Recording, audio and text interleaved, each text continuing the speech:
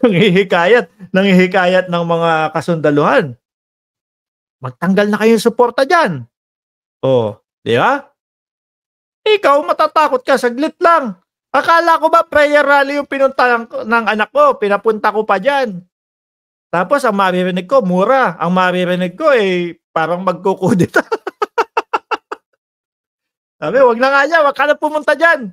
Susunod ayaw ko na diyan sa mga 'yan. Tuloy niyo nga po, Secretary Larry Gadon. Presidente Bongbong Marcos, hindi na ninyo maaasahan na magiging kakampi ang mga Marcos loyalist, mga Ilocano at mga Walay at mga Ilonggo na... Ayan, yan. Totoo yung sinasabi. Ano po? Ni Secretary Larry Gadon, mga bossing. Alam nyo naman po ang mga loyalistas. Simulat sa pulpo, mga kababayan. Simulat sa pulpo, mga bossing, nako. Ang loyalist hindi bumibitaw po sa mga Marcos. So, binoto at dumagdag boto kay BP Sara, tayo pong mga government supporter. Nangangato yung dito ko, hindi yung cell. Tayo pong mga government supporters, mga kababayan, kumbaga, sige, tandem ni BBM Tara, boto tayo. Ayun. Pero pagka nawala po yung boto natin, mga bossing, dadaos-dos talaga. No? Tomas Osilios, Boss Mark, Picoy ako kung senador Bato. Pagpapalit si Bato kay Picoy, di ba? Si Picoy kakain ng mga maibutas. Mga Marcos supporters. Itawagin yung bangag at adik ay natural, sinaktan nyo na ang damdamin ng mga taong ito.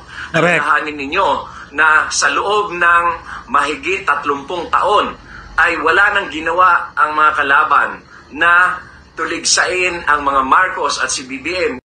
Ayan, totoo po yan, mga bossing. Tuloy. Andiyan na lahat ng klase ng paninira, no? Tinawag ng mga human rights violators, na mga mamamatay tao, na mga magnanakaw, kung ano-ano ang mga ipinukol na paninira sa mga Marcos. Ano ang nangyari? For the first time in the history of Philippine politics, wala po, mga kababayan. Diba? Philippine elections, nagkaroon ng 31 million na boto sa presidente. Correct. At yan ay walang iba kundi kay BBM. At magagalit po yung mga talaga dito. No? Magagalit po yung mga DDS. Bakit walang nagko-komentong DDS kahit isa? Ano ba yan? Nakakalungkot ang gabi natin kapag hindi nag-comment yung mga DDS dyan. Walang magko-comment na bangag. Vlogger na bayaran. Ganun, mga nila Happy Life, shoutout sa iyo. Mark, wapo, bagong look. 200k tayo Kaya bagong look tayo, di ba? Hindi, tiyempo lang po na talagang kailangan na nating magpagupit. Sabi ni Daniela, Luis, black ka sa akin. Black ka sa akin. Tigil ka nga dyan. Mag-usap tayo mamaya. Black ka sa akin. Kausap ko lagi kakwentuhan ko lagi si Daniela Ano po? Ganito, yung mga DDS, kung ano-ano na naman sinasabi, ganyan yan. Laging warpek po yan, mga bossing. Pero nagtataka talaga ako bakit walang nagko-comment na DDS? Nandiyan pa ba kayo?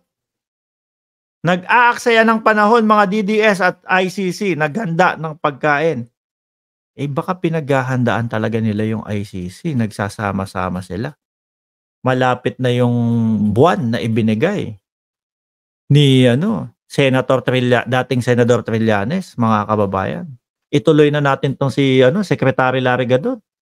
For the first time, nagkaroon tayo ng majority elected president. So, saan napunta yung more than 30 or about 36 years na paninira sa kila BBM? Wala na po, hindi na po tumatalab, mga bossing.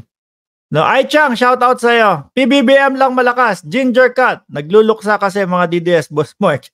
Tahimik ang mga DDS, Sir Mark. Mga kabado kasi na-open na yung hearing sa EJK. Seryoso po silang mga baka naman may utos sa kanila. Ano po? Baka may hindi! Naalala ko si Maharlika. Baka mga nasa labas ng Senado po yung mga yan. Ano? Kasi nung isang araw nag-live si Maharlika pagkatapos nung hearing at nasadlak na nga po si Jonathan Morales doon sa oblo po ng Senado. Sabi ni Maharlika, "Kayo diyan, pumunta kayo sa Senado." Kung makapag-utos, akala mo siya pupunta din, ano? "Kayo diyan, pumunta kayo sa Senado. Ipaglaban natin si Jonathan Morales." Akala mo naman hindi na makakalabas, lalabas pa din 'yun. Baka nga masarap ang tulog nun, baka naka-aircon pa kaysa dun sa labas eh. Oh, 'di ba? Lalabas pa din 'yan. Pumunta kayo sa Senado. Ipaglaban si Jonathan Morales. Mag-vigil kayo, magdasal kayo doon. Mag-rally kayo. Baka po kaya walang mga DDS ngayon.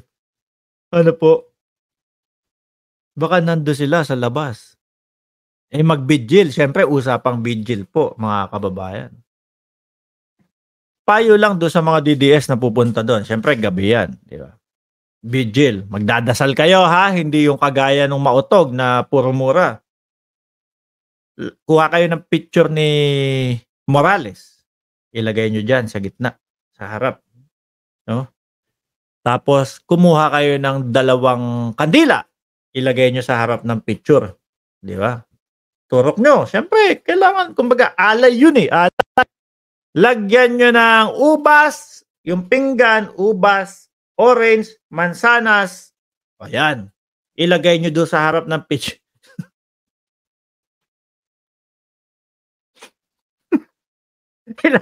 ilagay nyo doon sa harap ng picture ni Morales. Siyempre, kapag nagbibigil kayo, kailangan yung pinagdadasalan ninyo, no, merong mga ganyan, kumbaga lumang tradisyon nating mga Pinoy yan, di ba? Ilagay yung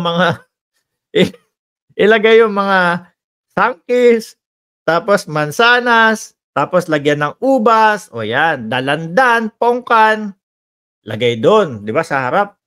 Sa bandang kabila naman, lagyan nyo din ng kanin, tapos menudo o kung ano man, 'di ba? Ganyan yung mga vigil. Lagyan nyo na din ng beer, tapos sabihin nyo, "Morales, kung nasan ka man."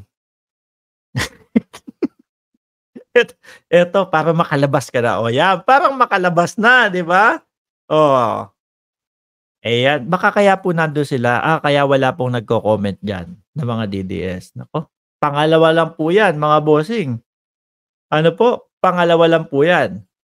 Dumako tayo STL. Si STL yata ang ipapalit nila kay Kibuloy dahil parehas silang may asukal ang dila. Matamis magsalita, gano'n? Nawala ang issue ni Kibuloy, sir. Babalik din po 'yan, no? Pagka yan po natiklo na at nasakote na yan si Kibuloy, mga kababayan, babalik din po 'yan. Kagaya na lang po kay Tebes, mga bossing. No, tuloy-tuloy lang naman din po ang paghahanap diyan. Mahirap pong mamuhay ng tago. 'Di ba? Lagi kang may iniisip. Baka po pag nakita na po ulit si Kibuloy at lumabas na at nakuha na, mga kababayan, baka 3 times damatans na itsura niyan eh. Sa sobrang stress po eh.